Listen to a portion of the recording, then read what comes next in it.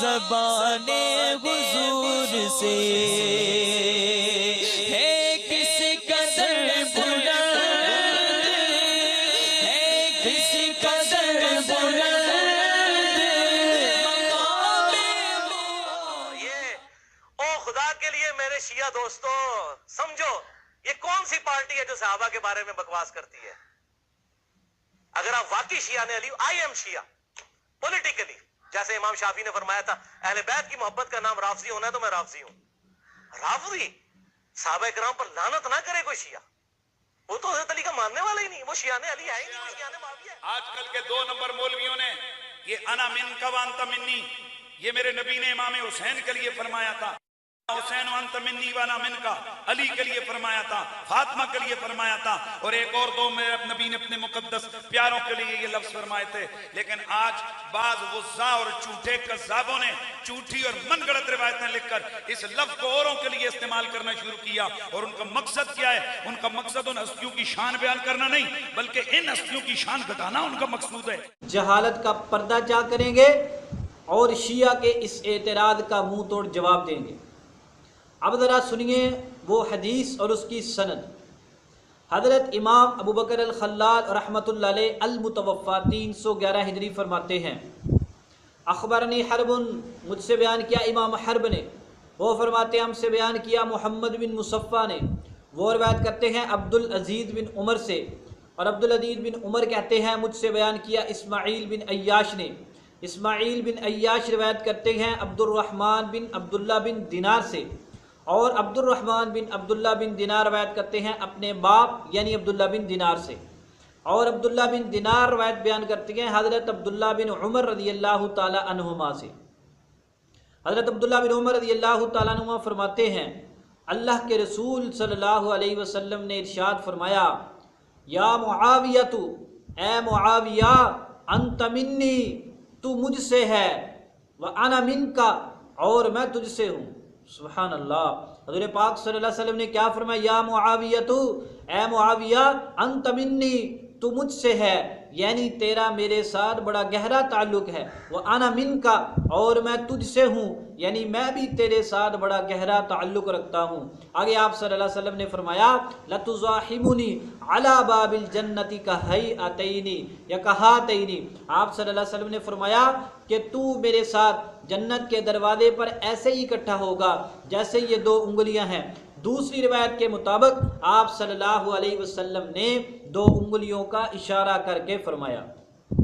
یہ حدیث مبارکہ نقل کی ہے حضرت امام ابو بکر خلال رحمۃ اللہ علیہ نے اپنی کتاب کتاب السنہ جلد نمبر 2 صفحہ نمبر 454 حدیث نمبر 704۔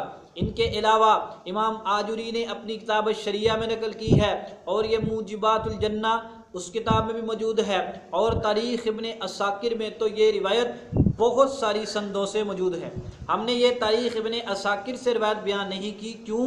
کہیں حضرت معاویہ رضی اللہ تعالیٰ عنہ کے دشمن لوگوں کو گمراہ کرنے کے لیے یہ نہ کہہ دیں وہ ایک تاریخی کتاب سے روایت بیان کی ہے، تو اس لیے میں نے حدیث مبارکہ کی کتاب سے روایت آپ کے سامنے پیش کی ہے۔ روایت کی سند بھی آپ کے سامنے ہم نے رکھ دی، اور روایت کا متن بھی رکھ دیا۔ روایت کا متن کتنا مضبوط ہے؟ رسول پاک صلی اللہ علیہ وسلم نے فرمایا، اے معاویہ تو مجھ سے ہے اور میں تم سے ہوں، اور آگے فرمایا کہ جنت میں ہم دونوں اکٹھے ہی داخل ہوں گے۔ اس حدیث مبارکہ میں حضرت نبی پاک صلی اللہ علیہ وسلم نے حضرت معاویہ رضی اللہ تعالیٰ عنہ کی 2 شانیں بیان کی ہیں۔ ایک تو آپ رضی اللہ تعالیٰ عنہ کے متعلق فرمایا کہ میرا معاویہ کے ساتھ گہرا تعلق ہے، اور دوسرا فرمایا کہ معاویہ میرے ساتھ ساتھ ہی جنت میں داخل ہوگا۔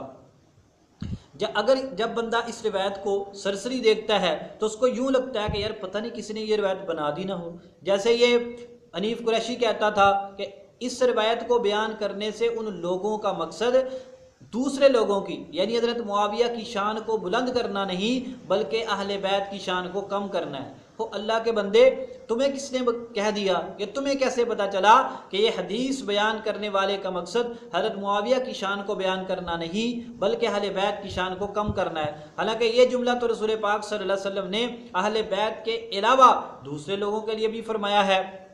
تو وہاں پر تو کوئی نہیں کہتا کہ رسول پاک صلی اللہ علیہ وسلم نے اہل بیت کی شان کو کم کیا ہے، قطعاً نہیں۔ اور اس حدیث مبارکہ کے اندر بھی حضرت معاویہ رضی اللہ تعالیٰ کی شان بیان کرنا مقصود ہے، اہل بیت کی شان کو گھٹانا مقصود نہیں ہے۔ یہ تم رافضیوں کی حمایت کے اندر اور رافضیوں کو خوش کرنے کے لیے حضرت معاویہ کے متعلق آنے والی حدیثوں سے جان چھڑانے کے لیے ایسے جملے کہتے ہو جن کی کوئی حقیقت نہیں ہے۔ پھر تمہارا یہ کہنا 2 نمبر مولویوں نے، قریشی صاحب یہ حنیف قریشی، یہ قریشی سے قریش کی طرف نسبت نہیں ہے۔ عام حضرات بھی سمجھتے ہیں کہ پنجابی زبان میں قریشی کس کو کہتے ہیں، یہ حنیف قریشی صاحب وہ قریشی ہیں، وضاحت کی ضرورت نہیں ہے۔ 2 نمبر مولویوں نے امام ابوبکر خلال، جن کے بارے میں علامہ ذہبی فرماتے ہیں الامام العلامۃ الحافظ الفقیہ، یہ 2 نمبر مولوی تھے۔ اگر یہ 2 نمبر تھے تو 10 نمبر مولوی ہے۔ بدماش تیری کیا حیثیت ہے اتنے بڑے امام کے آگے، اتنے بڑے امام کے بارے میں ایسے گھٹیا لفظ بولتا ہے تو؟ اور وزا کذاب جھوٹے لوگ کہتا ہے، وہ بالکل سچے لوگ تھے۔ حضرت امام ابوبکر خلال رحمۃ اللہ علیہ، امام آجوری رحمۃ اللہ علیہ، علامہ ابن عساکر رحمۃ اللہ علیہ وغیرہ بہت سارے حضرات نے اس حدیث مبارکہ کو نقل کیا ہے۔ پھر تو نے کہا جھوٹی من گڑھ روایت، یہ جھوٹی من گڑھ روایت نہیں ہے، یہ صحیح سند والی روایت ہے۔ میں تجھ کو بتلاتا ہوں اس روایت کی سند کے راویوں کے حالات کیا ہیں۔ تو ایک جاہل آدمی ہے اور بریلویوں کو جہالت کے اندر رکھا ہوا ہے اور شیعوں کو خوش کرنے کے لیے مختلف جھوٹی روایتیں بیان کرتا ہے۔ تو نے اپنے بیانوں میں رافضیوں کو خوش کرنے کے لیے بہت سی روایتیں بیان کی ہیں، وہ انشاءاللہ ہم الگ کسی بیان کے اندر ان کا تیا پانچا بھی کریں گے۔ آج ہم تجھے بتاتے ہیں، تجھے روایت کی تحقیق نہیں ہے تو چپ کر کیوں بولتا ہے، اپنی جہالت کا اظہار کرتا ہے۔ سن، اس حدیث مبارکہ کے پہلے راوی ہیں حضرت امام ابوبکر احمد بن محمد الخلال، ان کے بارے میں علامہ ذہبی لکھتے ہیں الامام العلامۃ الحافظ الفقیہ، سیر اعلام النبلاء جلد 14 صفحہ نمبر 397۔ اس کے دوسرے راوی ہیں امام حرب بن اسماعیل کرمانی، ان کے بارے میں علامہ ذہبی لکھتے ہیں الامام العلامۃ سیر اعلام النبلاء جلد 13 صفحہ نمبر 2441۔ اس کے تیسرے راوی ہیں محمد بن مصفی، ان کے بارے میں امام ابو حاتم فرماتے ہیں صدوق، تاریخ اسلام ذہبی جلد نمبر 5 صفحہ نمبر 1256۔ اس کے اگلے راوی ہیں عبد العزیز بن عمر، ان کے بارے میں امام یحییٰ بن معین فرماتے ہیں کہ یہ راوی ثقہ ہے، تاریخ ابن معین دواری جلد نمبر 4 صفحہ نمبر 426۔ اس کے اگلے راوی ہیں اسماعیل بن عیاش، ان کے بارے میں اختلاف ہے، کچھ محدث کہتے ہیں کہ یہ ثقہ ہیں اور کچھ کہتے ہیں ضعیف ہیں، اور کچھ محدث درمیان میں ہیں، وہ کہتے ہیں کہ جب اسماعیل بن عیاش شامیوں سے روایت کرے تو ثقہ ہے، جب غیر شامیوں سے روایت کرے تو ان کی روایت میں کمزوری آتی ہے، ان کو غلطی لگ جاتی ہے۔ تو بعض محدثین نے اسی طرح فرمایا ہے ان کو غلطی لگ جاتی ہے۔ اب ایک قول ہے ثقہ، دوسرا قول ضعیف، ایک قول درمیانہ ہے کہ شامیوں سے روایت کریں تو ثقہ، غیر شامیوں سے روایت کرے تو ضعیف، کمزور۔ اب ہم نے دیکھنا یہ ہے کہ اسماعیل بن عیاش نے جو حدیث یہ بیان کی ہے، اس میں اسماعیل بن عیاش کو غلطی لگی ہے یا نہیں لگی، اس پر کوئی دلیل نہیں ہے کہ اس روایت میں اسماعیل بن عیاش کو غلطی لگی ہو، ایک بات۔ دوسری بات، اس روایت کو یہ جو راوی ہے عبد الرحمن بن عبداللہ بن دینار سے روایت کرنے میں اسماعیل بن عیاش اکیلا نہیں ہے، بلکہ یہ روایت ایک اور راوی نوح بن یزید المعلم نے بھی روایت کی ہے۔ اس روایت پر جب ایک امام نے جرح کی تو علامہ ابن عساکر رحمۃ اللہ علیہ نے فوراً فرمایا وقد روی عن غیر اسماعیل عن ابن دینار، وہ فرماتے ہیں کہ اسماعیل کے علاوہ بھی بندوں نے اس روایت کو ابن دینار سے نقل کیا ہے۔ پھر انہوں نے ایک سند بیان کی ہے، اس میں عبد الرحمن بن عبداللہ بن دینار سے نیچے نوح بن یزید المعلم ہے، اور یاد رکھو کہ نوح بن یزید المعلم ثقہ راوی ہے، تاریخ اسلام ذہبی جلد نمبر 5 صفحہ نمبر 716۔ لہذا اسماعیل بن عیاش کی مطابقت یہ نوح بن یزید المعلم نے کی ہے، لہذا یہاں پر اسماعیل بن عیاش کے تفرد کا اعتراض نہیں ہو سکتا۔ اور ویسے بھی اسماعیل بن عیاش نے اس میں غلطی کی ہے، اس پر کوئی دلیل نہیں ہے۔ اسماعیل بن عیاش کی ایک ثقہ راوی نے مطابقت کی ہے، لہذا اسماعیل بن عیاش کی یہ روایت بالکل صحیح ہے۔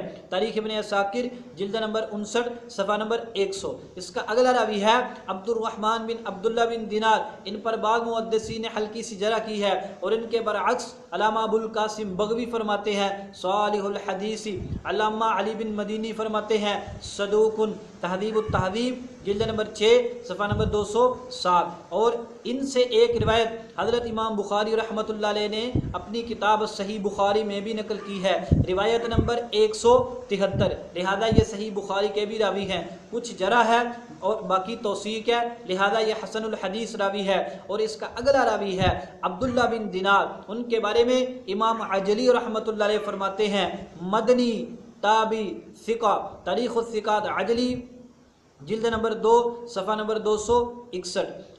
اب اس حدیث کے راوی امام خلال، اس کے بعد امام حرب، محمد بن مصفہ، عبدالعزیز بن عمر، اسماعیل بن عیاش، عبد الرحمن بن عبداللہ بن دینار اور عبداللہ بن دینار، یہ تمام راوی ثقہ ہیں، معتبر ہیں، صدوق ہیں، قابل اعتبار ہیں۔ اسماعیل بن عیاش پہ ہلکی سی جرح تھی اور ایک ثقہ راوی نے اس کی مطابقت کر دی ہے، لہذا اس کے حلقے سے ضعف والی بات بھی زائل ہو گئی، اور خلاصہ کیا نکلا کہ اس روایت کی سند بالکل صحیح ہے۔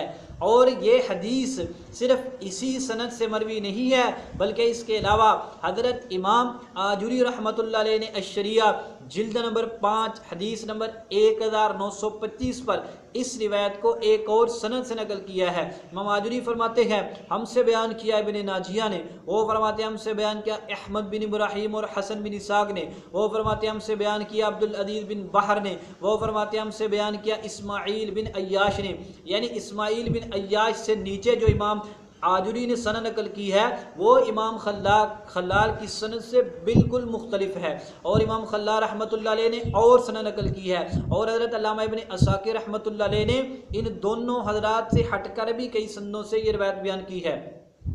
اور اسماعیل بن عیاش کا مطابق نوح بن یزید المعلم بھی موجود ہے۔ اس روایت کی سند بالکل صحیح ہے، اس کا متن بھی بالکل صحیح ہے، اور یہ روایت تو امام خلال نے مختصر نقل کی ہے۔ اگر ہم یہ پوری روایت سنا دے تو حضرت معاویہ رضی اللہ تعالیٰ عنہ کے دشمن سن کر ویسے ہی بے ہوش ہو جائے۔ وہ حضور پاک صلی اللہ علیہ وسلم بڑی باری بات فرمائی ہے، وہ انشاءاللہ کسی دوسرے بیان میں آپ کے سامنے رکھیں گے۔ تو اس حدیث مبارکہ میں رسول پاک صلی اللہ علیہ وسلم نے فرمایا اے معاویہ تو مجھ سے ہے اور میں تجھ سے ہوں، اور آپ نے فرمایا کہ جنت کے دروازے پر ہم دو اکٹھے ہوں گے جیسے یہ دو انگلیاں اکٹھی ہیں۔ حضرت معاویہ رضی اللہ تعالیٰ عنہ رسول پاک صلی اللہ علیہ وسلم کے خاص صحابی ہیں۔ حضرت معاویہ رضی اللہ تعالیٰ عنہ جنتی صحابی ہے، بلکہ نبی پاک صلی اللہ علیہ وسلم کے 7 جنت میں داخل ہونے والوں میں سے ہیں۔